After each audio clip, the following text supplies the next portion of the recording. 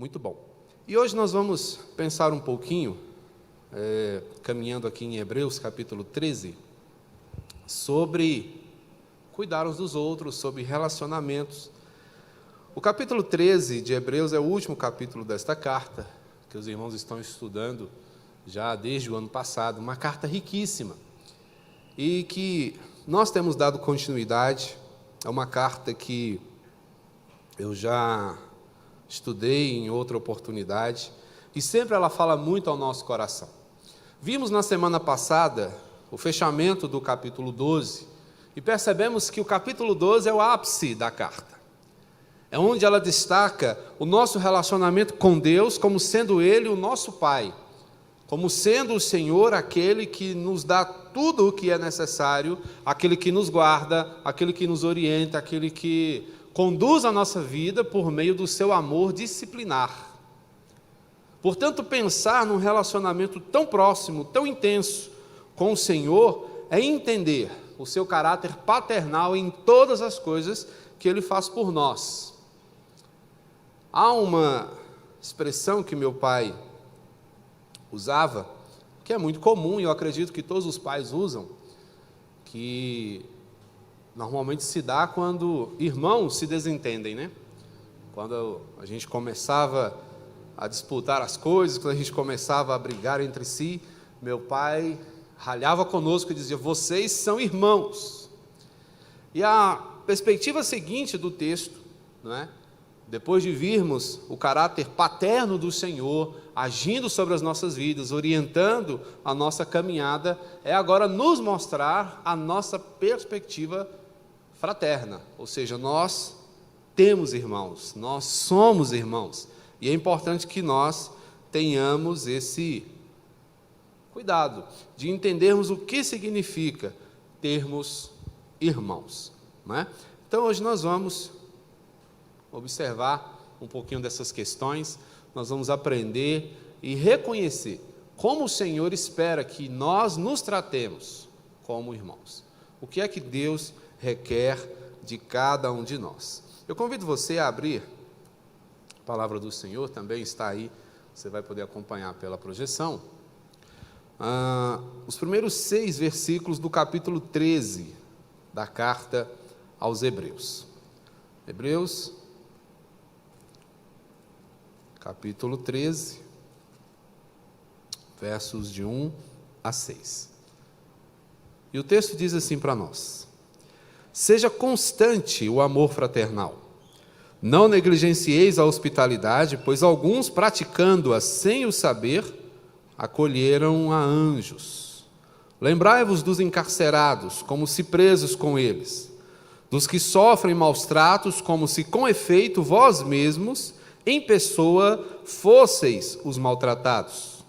Digno de honra entre todos seja o matrimônio, bem como o leito sem mácula, porque Deus julgará os impuros e adúlteros. Seja a vossa vida sem avareza, contentai-vos com as coisas que tendes, porque Ele tem dito: de maneira alguma te deixarei, nunca jamais te abandonarei. Assim, afirmemos confiantemente: o Senhor é o meu auxílio, não temerei, que me poderá fazer o homem? São perguntas, irmãos, bastante interessantes, são perguntas que falam profundamente ao nosso coração, não é? Então, é necessário que nós reconheçamos estas coisas, que nós entendamos a importância de cada uma delas, que nós entendamos o que significa ser irmão uns dos outros. Aqui nessa primeira parte do capítulo 13, o autor vai chamar a nossa atenção para os nossos relacionamentos. Ele vai procurar mostrar para cada um de nós que nós precisamos viver como de fato somos chamados a viver, como irmãos, irmãos de fato. É interessante que todos nós temos esse hábito, desde que entramos na igreja, desde que reconhecemos o chamado de Cristo, nós aprendemos que crente se trata como irmão. A gente tem um pouco perdido um pouco disso ao longo dos últimos anos, né? É mais comum hoje a gente se tratar pelos nomes, o que também não é errado, mas antes todo mundo era o irmão fulano, a irmã fulano, não é? E isso é muito interessante. Há culturas em que normalmente as pessoas se tratam como irmãos. É muito comum a gente ver, né, naqueles guetos de pessoas afrodescendentes, o tratamento de irmão. E aí, irmão, beleza? E é algo que é muito gracioso, eu acho muito legal. Quando a gente entende, quando a gente reconhece, né, o significado do termo. Por que somos irmãos? Por que você me chama de irmão? Por que eu te chamo de irmão? Por que nos tratamos como irmãos? O texto ele vai chamar a nossa atenção para dizer que o nosso amor fraternal, ou seja, que a nossa relação como irmãos deve ser constante. Não deve haver momentos em que isso seja interrompido. Não deve haver situações em que nós nos esqueçamos que somos irmãos. O nosso relacionamento fraternal ele está sempre diante do Senhor. Ele está sempre diante do nosso Deus e requer de nós uma compreensão importante. Nós precisamos afirmar, a igreja, ela não é um clube. E muitas vezes nós nos esquecemos disso. Observe que quando você vai a um clube, você está ali ladeado por muitas pessoas. Tem muita gente num clube, fazendo as mesmas coisas que você, comendo, bebendo, se divertindo, tomando banho, brincando, rindo. Em muitas oportunidades a gente consegue até fazer amizades ali, amizades que às vezes duram só o momento da sua permanência, As mulheres começam a conversar sobre os filhos, os homens sobre trabalho, sobre carros, aquela coisa, futebol, enfim. Mas saiu do clube, a gente se esquece, a gente não pega o telefone de ninguém, a gente deixa lá aquela história começada. A igreja é diferente. Não obstante, muitas vezes, a tentação de a igreja viver como um clube seja grande, nós somos diferentes porque nós levamos um pouco da história uns dos outros aonde quer que nós formos, porque somos igreja, temos muita coisa em comum, servimos ao mesmo Senhor, estamos no mesmo caminho, estamos indo para a mesma pátria celestial, estamos envolvidos na mesma missão, logo, nós estamos juntos em todas as coisas. Portanto, é importante que nós saibamos como fazer essas coisas, porque não somos um clube, a nossa história prossegue, a nossa história segue. E o que a gente precisa entender, irmãos, isso aqui é forte, porque a nossa irmandade permanece, prevalece, quer gostemos ou não. É possível que exista na igreja pessoas que não sejam tão próximas umas das outras, irmãos que tenham resistências, mas isso não diminui a sua condição de irmão. Isso não tira essa realidade, porque somos filhos do mesmo Pai. Vimos na aula passada a perspectiva de como o Senhor trata seus filhos disciplinarmente. Ele orienta, ele tem propósitos claros e bem definidos. E isso por mim e por vocês, isso nos coloca necessariamente dentro de uma mesma família. Então, você pode ter reservas quanto ao seu irmão, mas isso não tira dele a sua condição de irmão. E aí a gente vai pensar na nossa relação familiar, seus irmãos de sangue. Sabemos que nossa família possui imperfeições. Nossos irmãos podem falhar, nós podemos falhar com eles. E a gente sempre tem aquela perspectiva de que o sangue fala mais alto, o sangue sempre fala forte. Então, por mais que nossos irmãos de sangue, em algum momento, cometam algum erro, sempre há uma perspectiva de misericórdia, de sentimento, de solidariedade por ele. É dentro dessa esfera que o Senhor nos recomenda aqui, a que sejamos irmãos. O Senhor sabe que em determinado momento nós poderemos nos sentir tentados a refrear a nossa fraternidade. A olhar para o irmão e pensar, ele não é meu irmão. A olhar para o irmão e pensar, eu não quero ser irmão, irmã dele. Não quero, mas ele continuará sendo seu irmão, porque não somos um clube. temos as nossas dificuldades, as nossas diferenças, mas somos irmãos. E o que nós precisamos, irmãos, entender é que essas diferenciações, nossas falhas nesses relacionamentos, incorrem, né, na prática de pecado.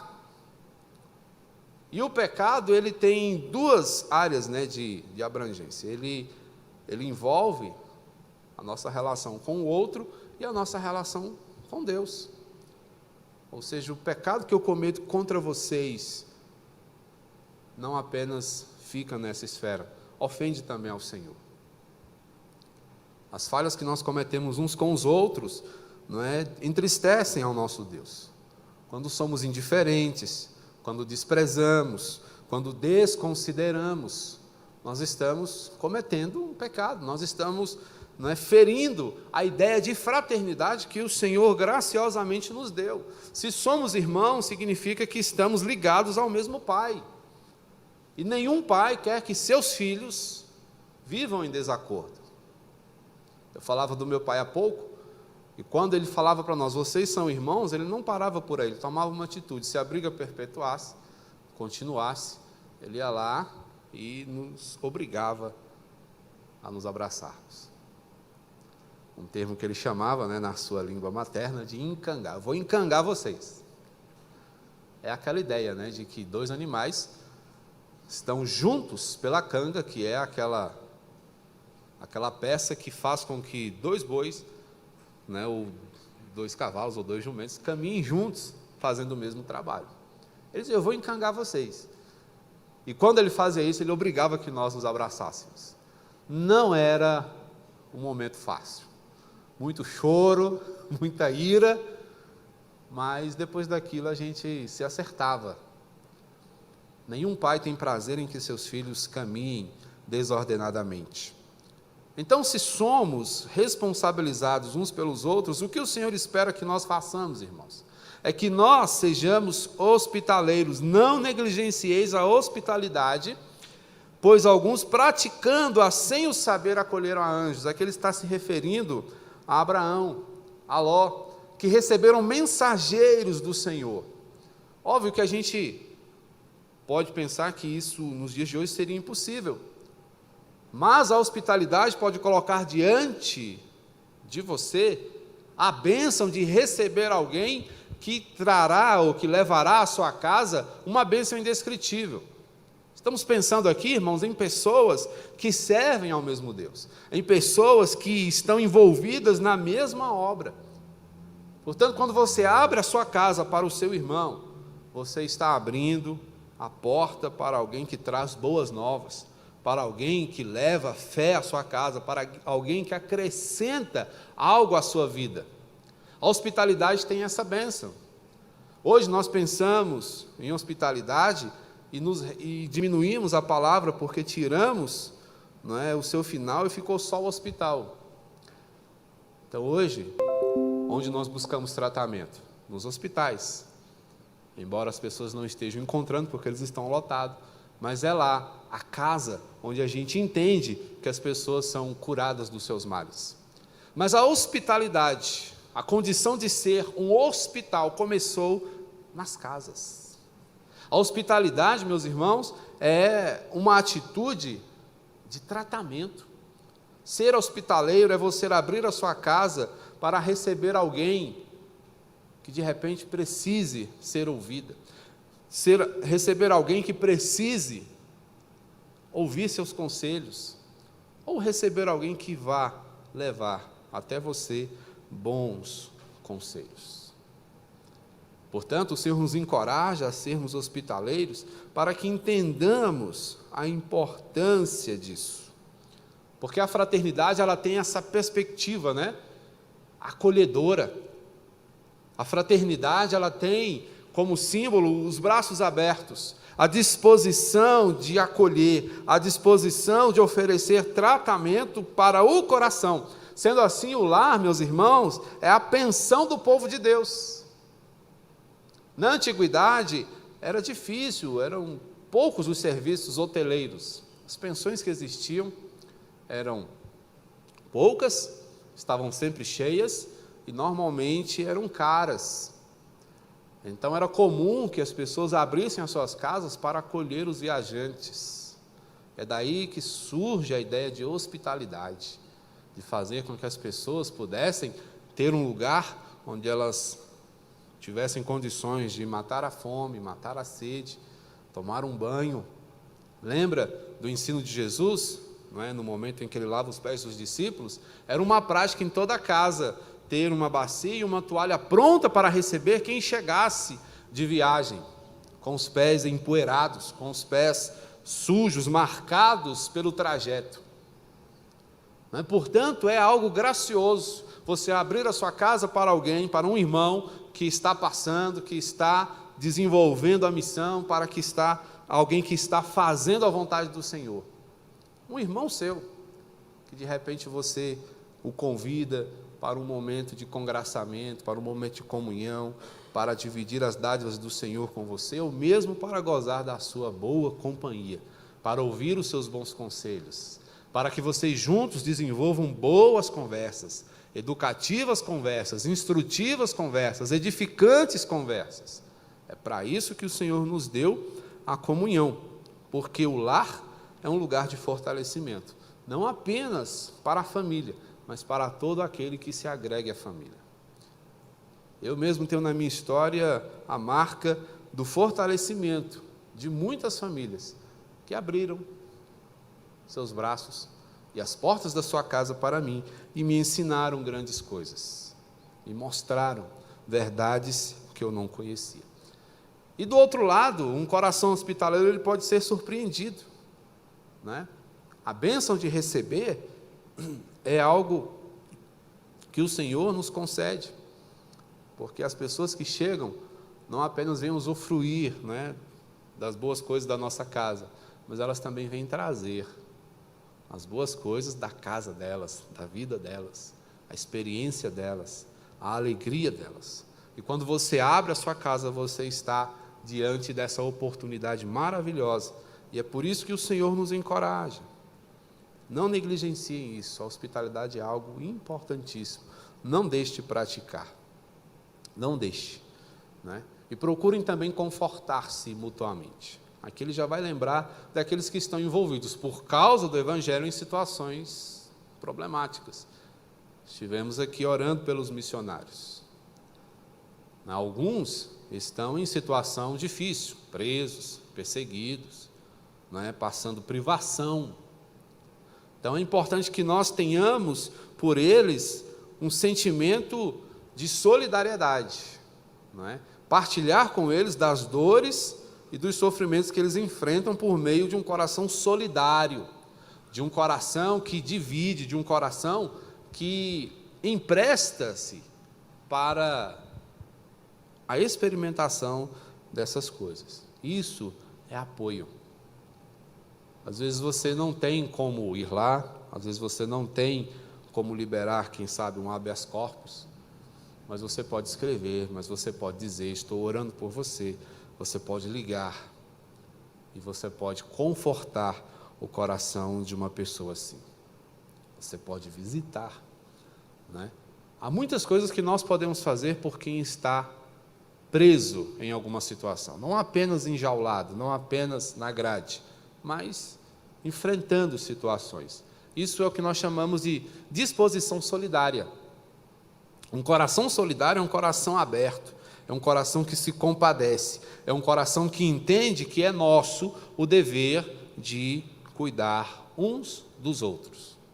Portanto, o Senhor usa aqui por meio do autor, não é, expressões fortes para que nós entendamos a nossa responsabilidade.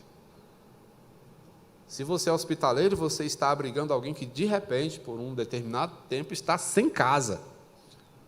Você já parou para pensar nisso? Que o peregrino ele está sem casa num determinado momento da sua vida? Ele está desabrigado. E quando você abre a porta da sua casa, você está oferecendo abrigo. Quando você se importa com um encarcerado, você está pensando em alguém privado da sua liberdade. Mas lembrando que a sua solidariedade o acolhe, a sua solidariedade o protege, a sua solidariedade o faz se sentir livre pelo amor que une duas pessoas. Portanto, é importantíssimo que nós nos lembremos disso. Uma outra perspectiva que o texto vai abordar para nós, agora já fala da nossa relação com o mundo, porque ele agora, depois de nos orientar sobre como devemos nos relacionar uns com os outros, ele vai nos orientar sobre como nós devemos caminhar nesse mundo. Observe o verso de número 4, onde ele diz algo muito interessante: digno de honra entre todos seja o matrimônio, bem como o leito sem mácula. Eu gosto de afirmar que o casamento é uma das expressões de relacionamento mais profundas que nós temos. A amizade é um segundo aspecto de relacionamento que me chama muita atenção. Mas o casamento, ele condensa tudo. A amizade, ele condensa intimidade, ele condensa prazer e uma série de outras coisas. Mas é necessário que o casamento seja tratado da forma correta. Como assim? O Senhor pede aqui, por meio do autor, que nós tratemos o casamento com dignidade. O que nos faz pensar, o que estava acontecendo com o casamento naqueles dias? O que estava acontecendo? O que as pessoas estavam pensando sobre o matrimônio naqueles dias? E a gente vai perceber que o pensamento corrente sobre o matrimônio não era muito diferente do que temos hoje. Uma instituição fracassada, algo, não é, que é envolvido em problemas. Há uma definição pífia, vergonhosa sobre o casamento que diz: o casamento é um namoro cercado de boletos. Para muitos é apenas isso. E muitos cristãos entram nessa onda, muitos cristãos estão ridicularizando o casamento. Como dissemos a vocês, não é, a preocupação do autor de Hebreus é em fazer com que aqueles irmãos que estavam pensando em abandonar a fé e voltar para o judaísmo, levá-los a entender que servir a Cristo é o melhor. E para isso ele vai abordar alguns temas que são muito interessantes, porque eram temas da vida cotidiana que estavam sendo tratados sem a devida compreensão bíblica. E o casamento estava sofrendo um desses ataques. Portanto, o que nós precisamos observar nesse primeiro aspecto aqui é que caminhamos num mundo onde o risco de infecção é muito grande. Enquanto eu alinhavava essas coisas, eu fiquei assim pensando, como isso é atual, né? Vivemos num mundo hoje sob o risco de infecção. Estamos o tempo todo, né, voltando as nossas atenções para os meios de nos protegermos. O que nós podemos tomar que aumente a nossa imunidade? O que nós podemos fazer para barrar o vírus? O que nós podemos fazer para não nos contaminarmos? São as preocupações mais correntes em nossos pensamentos hoje em dia. Mas o mundo sempre foi um lugar contaminante. O mundo sempre foi um lugar que nos oferece riscos. Sempre foi. Não é uma novidade dos nossos dias. Depois da pandemia, ele continuará a ser um lugar, não é, infeccioso. Sempre será. Então, o que nós precisamos observar é o seguinte: qualquer coisa que prejudique o nosso testemunho, não é, precisa ser rejeitada por nós. Portanto, o conselho da palavra do Senhor aqui em Hebreus é que nós andemos com cuidado e prestarmos atenção a qualquer coisa que prejudique, não é, a nossa maneira cristã de ser. E para essa perspectiva ele vai nos orientar dois cuidados específicos. O primeiro deles é com o casamento, o outro é com o dinheiro. Mas a gente vai falar sobre o dinheiro daqui a pouco. Mas no momento o casamento está em evidência. Cuide do casamento. E não apenas do seu casamento, mas da ideia que envolve estar casado. Porque naqueles dias o casamento estava sofrendo grandes ataques. Era muito comum o adultério, pessoas casadas, né, se envolverem com outras pessoas, né, pessoas se enveredarem pela fornicação, que é o sexo sem compromisso, não é? E também os desacertos que nós já vemos hoje em dia, como a homossexualidade e tantas outras coisas. Já existia naquele tempo, 2000 anos atrás. Então, estamos diante de problemas hoje que não são novos, que estavam já aviltando a comunidade cristã daqueles dias. E qual é a orientação? Tratem o casamento com dignidade. Por que esta orientação ela está presente aqui? Porque por conta, irmãos, de todas essas inadequações, o casamento começava a ser visto de uma maneira diferente. Muitos cristãos, no afã de permanecerem puros, estavam vendo o casamento como um ensejo para problema. Então, muitos estavam dizendo o seguinte: é melhor não casar, é melhor não mexer com isso. Mas não é essa a ideia do Senhor. Não é porque o casamento, muitas vezes, incorra em problemas, seja alvo das tentações do mundo, que o casamento deixou de ser uma boa coisa. Não é porque ele é constantemente atacado que ele deixou de ser recomendável. E os hebreus estavam tendentes a achar isso. Não, o problema está no casamento, então eu vou permanecer no celibato. E aí? O celibato é um dom, ele não é algo para ser imposto. Imagina você chegar para uma moça que está doida para casar, e falar assim: minha filha, para que você seja santa, você tem que permanecer solteiro o resto da sua vida. Não pode ser uma coisa imposta. Não é uma coisa que você pode colocar como regra. É algo da pessoa com Deus. Se ela entende que ela foi chamada por Deus para ser celibatária, é diferente. Essa era a perspectiva de Paulo. Paulo era celibatário, mas ele não faz do celibato um mandamento. Paulo é quem vai dar os melhores conselhos que a gente vai encontrar sobre casamento. Um celibatário, que entendia a importância do casamento, mas que reconhecia que não era para ele. Há uma diferença gritante sobre isso. Então, o conselho aqui é que nós entendamos a importância e reconheçamos o valor do casamento. E não que nós o desmereçamos por causa da maneira como o mundo o trata. É comum que hoje, quando as pessoas falam em se casar, ela receba palavras de desencorajamento. Para que você vai mexer com isso? Vai viver sua vida, vai namorar à vontade. Ou seja, torne-se objeto de quem você quiser. E trate as pessoas como objeto também. Se você vai para o casamento só buscando prazer, o problema é esse, que a gente não entra no casamento buscando prazer. E aí esse era um outro problema, porque diante disso, eles estavam adotando uma postura asceta, ou seja, rejeitando qualquer forma de prazer e tendo qualquer forma de prazer como sendo pecaminoso. E é daí que surge a ideia de que sexo é pecado.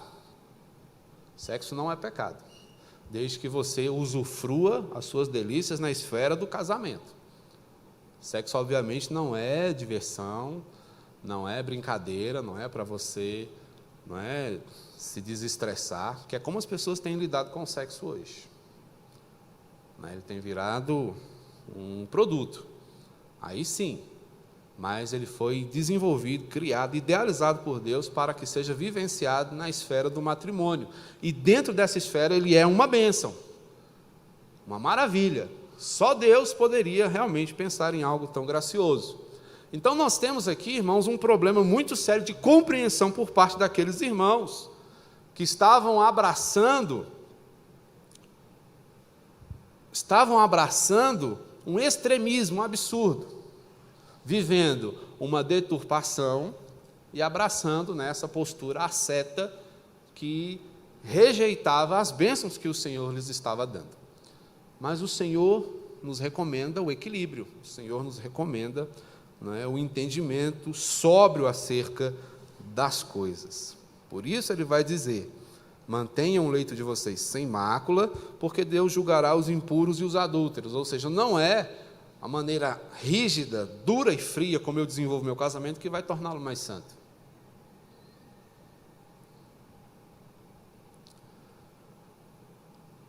Eu me lembro da história de um casal crente, de uma igreja muito tradicional e rígida, que não permitia que na intimidade os casais se despissem. Era a orientação. E uma noite muito quente, a irmã falou, a gente podia tirar, né, a roupa. O marido falou, o inferno é mais quente, minha filha. Siga firme. É engraçado, mas é triste. Só para a gente poder entender, irmãos, como, quando impedidos do gozo da liberdade dada pelo Senhor, nós sofremos desnecessariamente. Desnecessariamente. Porque o Senhor nos deu condições para desenvolvermos intimidade de forma agradável a Ele e a nós. Basta que nos orientemos pela sua palavra. Não precisamos de invencionices, não precisamos reinventar a roda, basta que sejamos obedientes. Essa severidade é desnecessária. Vi uma expressão de um pastor assembleano ultimamente, ele está bem famoso aí nas redes sociais, eu não vou citar o nome dele aqui para não... Mas ele falou assim, olha, eu fui durante a minha vida inteira, eu fui encanador, e uma coisa que eu aprendi, torneira apertada demais, tem vazamento. Ele é um pastor paraibano. Como é que é? Torneira apertada demais tem vazamento. Quando você vê a torneira muito apertada é porque ela já está estragando, ela não segura mais. Então tem que apertar. E quando você vê o sujeito santo demais, quando você vê o sujeito inventando moda demais para parecer santo, pode olhar que tem vazamento. E eu falei, ele não está errado. Quando a gente começa a inventar muita coisa para parecer muito espiritual, algo não está no caminho certo. Algo não está de acordo com a palavra do Senhor. Basta que façamos aquilo que o Senhor nos recomenda.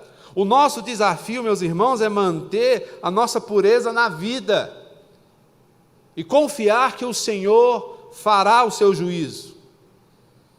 É fazer aquilo que o Senhor espera que nós façamos. Então eu não posso tirar a minha liberdade, eu não posso abrir mão daquilo que o Senhor me dá, porque de uma maneira generalizada as pessoas estão fazendo errado.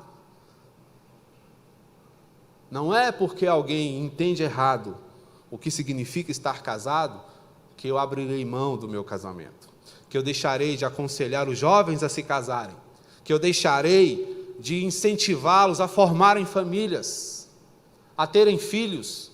Aliás, esse é um outro ponto em que nós somos muito covardes. Dizemos, não tenhamos filhos, o mundo está difícil, o mundo continuará difícil, se os cristãos que conhecem a verdade, que conhecem o amor do Senhor, deixarem de influenciar o nosso tempo por meio de seus filhos, santos e orientados no caminho da verdade. Eles são missionários. Eles são as pessoas que vão levar o nosso legado até que Cristo volte. Não é para comparar, mas é só um dado. Os muçulmanos estão fazendo exatamente o contrário, estão enchendo o mundo de muçulmanozinhos.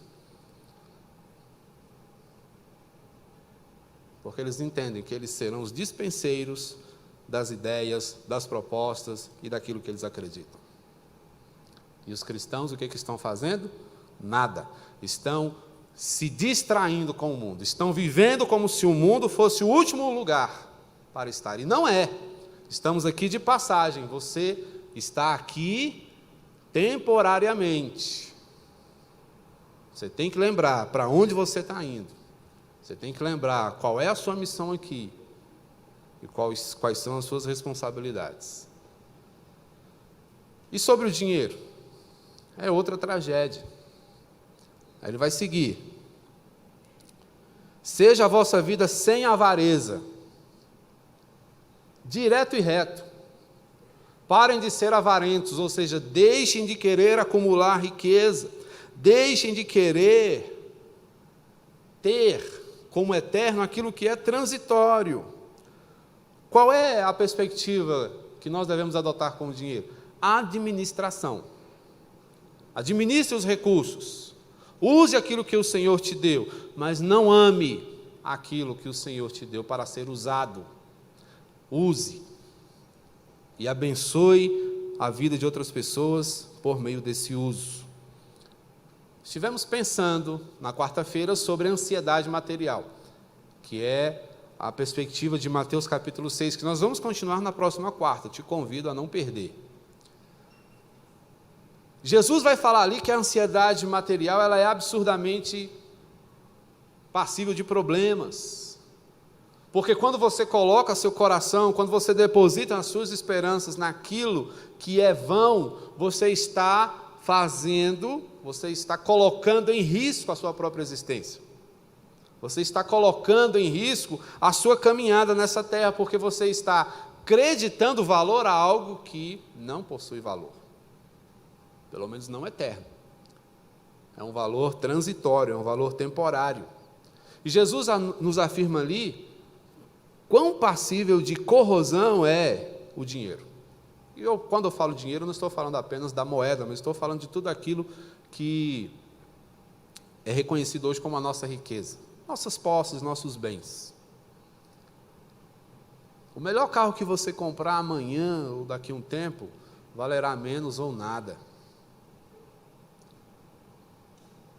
Não é?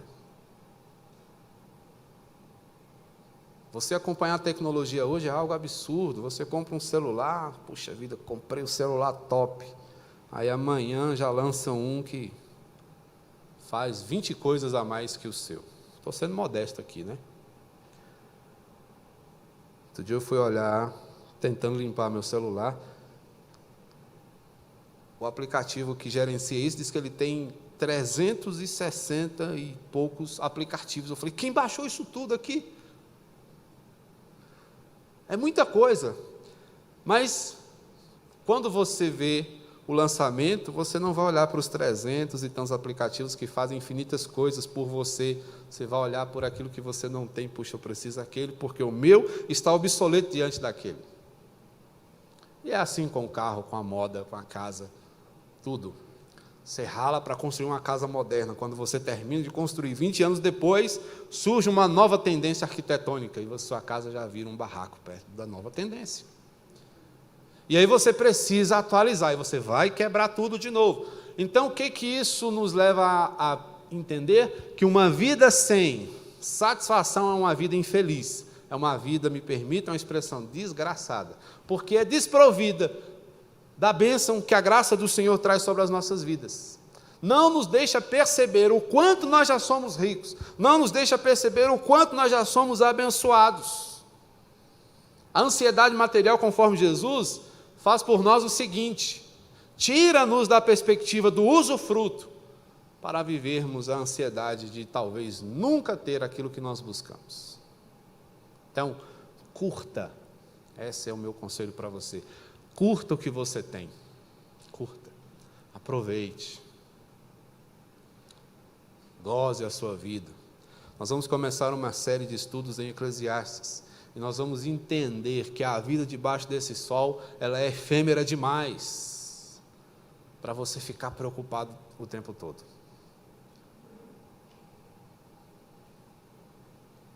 Debaixo do sol, o que nós recebemos é insolação. É a perturbação constante. Nós estamos expostos a isso o tempo todo. Então, evite a cobiça. É um mandamento do Senhor, mas um conselho que nos acompanha a vida inteira: evite a cobiça. Porque a inveja, a ansiedade material só vai nos colocar diante de inveja e de ingratidão. A inveja é o desejo de ter o que é dos outros, a ingratidão é o desvalor que você dá ao que você tem. Olha só. Que problema. Pela inveja você quer o que o outro tem, e pela ingratidão você olha para o que você tem e diz, não é bom. Isso é vida? Não é. Portanto, a recomendação do Senhor para nós, irmãos, é: contentai-vos com as coisas que tendes, porque Ele tem dito, de maneira alguma te deixarei, nunca, jamais te abandonarei. Promessa do Senhor, Josué capítulo 1, verso 5, o Senhor está sempre conosco. O Senhor prometeu isso a Josué, fez assim com Moisés, fez com todos os seus servos. Nem Jesus, em todas as suas dificuldades, imaginava ou podia pensar que estava desprovido do Senhor. Não.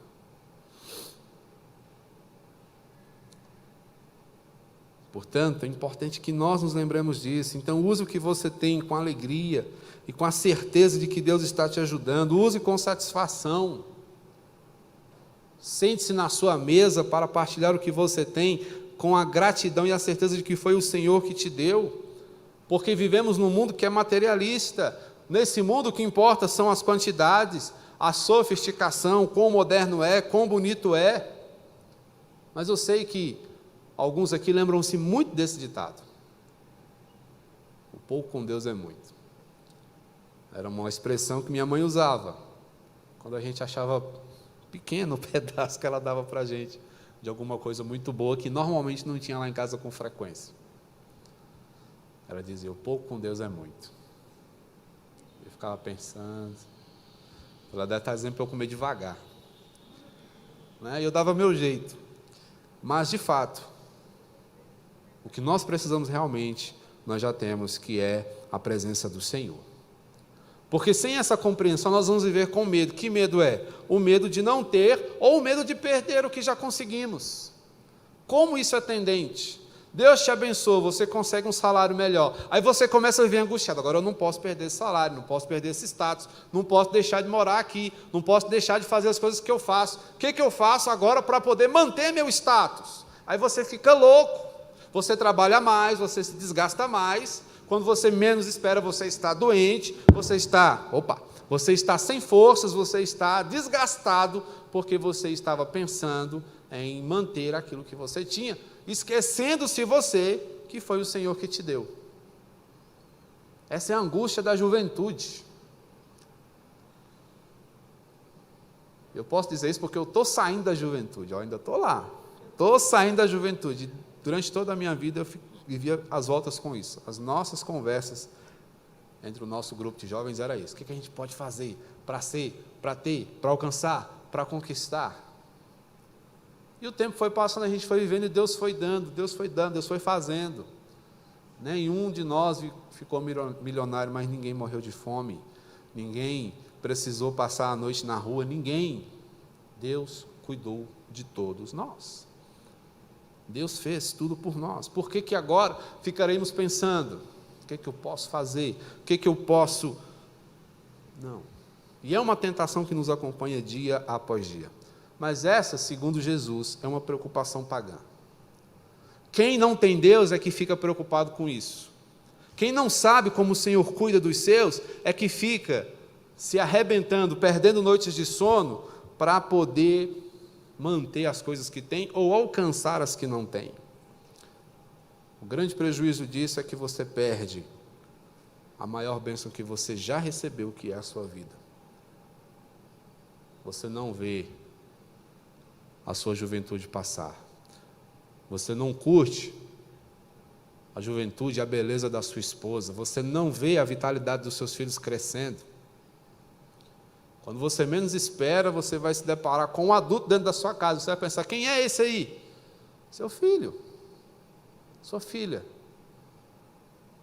Porque a gente se desgasta tentando alcançar o que está lá, deixando de viver o que está cá, o que está aqui.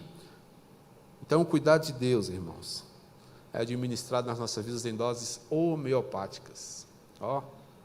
É um pouquinho aqui, um pouquinho aqui, um pouquinho aqui. A gente tem pressa, mas Deus não tem. Eu me lembro dos contrastes que eu vivia na minha caminhada com o meu pai. Eu tenho muitos exemplos de vida da minha convivência com o meu pai. Eu era agoniado. Meu pai dizia, vamos ali. Eu já entrava no carro e dava partida. Ele olhava para mim e ficava assim, você vai sozinho?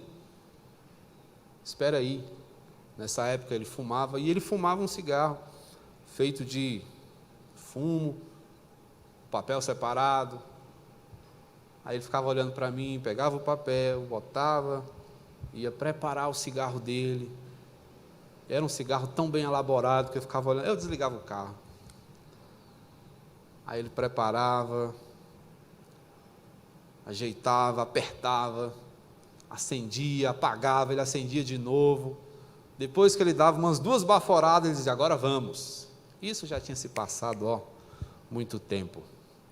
Tempos depois eu fui entender a lição do cigarro do meu pai, de me fazer paciente, de me fazer entender que as coisas não acontecem no meu tempo, mas no tempo que Deus planeja para mim. São coisas que, irmãos, nós precisamos reconhecer na nossa vida. O cuidado do Senhor conosco é uma realidade. Nós vivemos muitas vezes como se Deus não fizesse parte da nossa vida, como se Ele não estivesse ligando para nós, mas Ele está presente o tempo todo, cuidando, dando manutenção, sustentando, provendo a sua casa. É um cuidado real que acontece todos os dias. Todos os dias o Senhor está nos dando porções homeopáticas, mas generosas do seu amor, do seu cuidado, da sua graça sobre nós. Enquanto nós vivemos nesses tempos de contaminação. Falávamos dos cuidados. Qual é o cuidado que você tem que usar para a sua alma? Qual é o antisséptico do seu coração? É a palavra de Deus. O que vai te manter livre de contaminações num mundo contagioso? É a palavra do Senhor. Portanto, ouça o pensamento secular, mas o critique. Pergunte quais são as suas bases. Coloque-o em confronto direto com a palavra, com o pensamento do Senhor. Submeta esse pensamento ao pensamento de Deus, para que você entenda suas ideologias, as filosofias que estão diante de você, as estruturas de pensamento, que muitas vezes nós compramos sem perguntar se funciona, e normalmente não funciona, e a gente adere, a gente absorve, a gente leva para a nossa vida sem questionar. Não, questione, pergunte. Verso 6, afirmemos confiantemente. Nesse quesito, irmãos, não precisa timidez. O Senhor é o meu auxílio, não temerei. Que me poderá fazer o homem? É o salmista que faz essa pergunta. Se Deus é comigo, se Deus está do meu lado, se Deus é o meu amigo, é o meu companheiro, é o meu pai, o que o homem pode me fazer? O maior prejuízo que o homem pode fazer é terminar a sua vida, só. Mas ele não pode fazer nada, um mínimo risco na sua alma. Portanto, pense espiritualmente e sejam, meus irmãos, os melhores amigos. Sejam irmãos em tudo. Seja irmão um do outro. Cuide um do outro. Ame o outro. Formem as melhores famílias, famílias felizes e acolhedoras. Isso não quer dizer que a sua família será perfeita, viu? Não, não é família perfeita. Não existe. Mas a beleza da família está inclusive nas suas imperfeições. Você já riu dos erros da sua família? Você já achou graça? Já ficou feliz? Acabei de contar aqui a lição do cigarro do meu pai. Fumar não é uma coisa boa, não é porque eu estou contando isso num estudo que você vai sair por aí fumando para ensinar seu filho. Não. Mas é rir das feiuras, das limitações da nossa casa. É entender o cuidado de Deus no meio dessas coisas. Porque isso, gente, é vida. Vida. E a gente aprende. Formem as melhores famílias. Vocês jovens, moças, moços, casem-se. Amem as esposas de vocês, os maridos de vocês, os filhos de vocês. Vivam de modo que as pessoas queiram formar famílias como a de vocês. Não entrem nessa pilha, eu tenho que ter, tenho que ser. Se tem uma coisa que me entristece, eu ver um jovem, eu tenho que ter uma casa, pastor, para casar. Eu falei, meu filho, a casa é o casamento. Do que adianta uma casa sem uma família? Forme o lar primeiro. Depois você pensa em ter uma casa. Depois você pensa em ter um carro. Ande de mãos dadas, para que você depois consiga viajar em paz dentro do seu carro. É isso que a gente tem que pensar. E sejam excelentes administradores. Sejam pessoas enriquecidas pela sabedoria que vem do alto, pela sabedoria que só Deus pode nos dar. Portanto, irmãos, é preciso aprender a viver. Há até canções que falam sobre isso. Mas você só vai aprender o que é a vida se você dialogar constantemente com o autor da vida. Ninguém vai te ensinar lições melhores sobre a vida do que quem inventou esse negócio. Que Deus abençoe muito o seu coração e que você seja alguém marcado por uma vida contagiante, uma vida em que esteja presente a graça e o ensinamento do Senhor Jesus. Amém? Vamos orar? Bendito Senhor, Salvador nosso, te agradecemos pela vida e sabemos, ó Deus, que nenhuma vida pode ser reconhecidamente válida sem a ajuda do Senhor, que é o idealizador da vida, que nos deu a vida, inclusive eterna. Obrigado, Senhor, porque a todo instante podemos gozar desta assistência, desse cuidado. Seja o Senhor conosco, meu Deus, todos os dias, fortalecendo a nossa história, enchendo-nos de esperança e capacitando-nos, ó Deus, a um viver que te agrade e abençoe os corações. Se conosco, nós te suplicamos em nome de Jesus. Amém.